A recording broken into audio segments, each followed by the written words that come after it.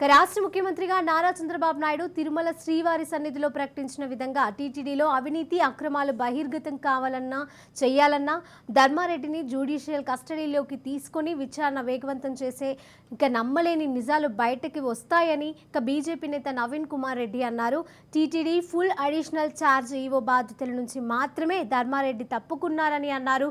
తిరుమలలో ఐఏఎస్ అధికారి శ్రీ శ్యామలరావు బాధ్యతలను స్వీకరించి భక్తుల సౌకర్యాలపైన రివ్యూ చేస్తూ అన్నదానం, వైకుంఠ క్యూ కాంప్లెక్స్, కళ్యాణ కట్టలలో పర్యటిస్తూ ఉంటే దగ్గరుండి వివరించాల్సిన అడిషనల్ ఈవో ధర్మారెడ్డి తప్పించుకొని లీవ్లో పారిపోవడం లాంటి అంతర్యం ఏమిటి అని ప్రశ్నిస్తున్నారు. ఇక ఎట్టి పరిస్థితులలో ధర్మారెడ్డిని విచారించాలని డిమాండ్ చేశారు.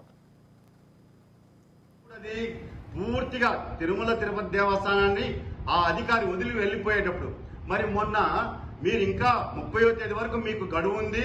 మీరు అధికార బలంతో ఇష్టానుసారంగా సామాన్య భక్తుల మీద కేసులు పెట్టారు.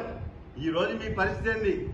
ఎవరో ఒక తప్పు చేసిన ముద్దాయి తప్పించుకొని వెళ్ళిపోతాడే, ఆ విధంగా ఛార్జ్ ఇచ్చినటువంటి ఫోటోలు బయటికి రానియకుండా మేల్చాటు వస్త్రాన్ని హానరీ కింద ఇచ్చినటువంటి గౌరవాన్ని కూడా బయటికి తెలియకుండా ఫోటోలు కప్పి పెట్టుకొని నువ్వు ఈరోజు వెళ్ళిపోవడం జరిగింది. నాకున్న సమాచారం ప్రకారం ఈరోజు రాష్ట్ర ముఖ్యమంత్రి చంద్రబాబు నాయుడు గారు తిరుమల కొండ మీద నుంచి ప్రక్షాళన చేస్తామన్నారు. ఒక కమిటీని వేయబోతున్నారు. సకల శాఖల అధిపతిగా పనిచేసిన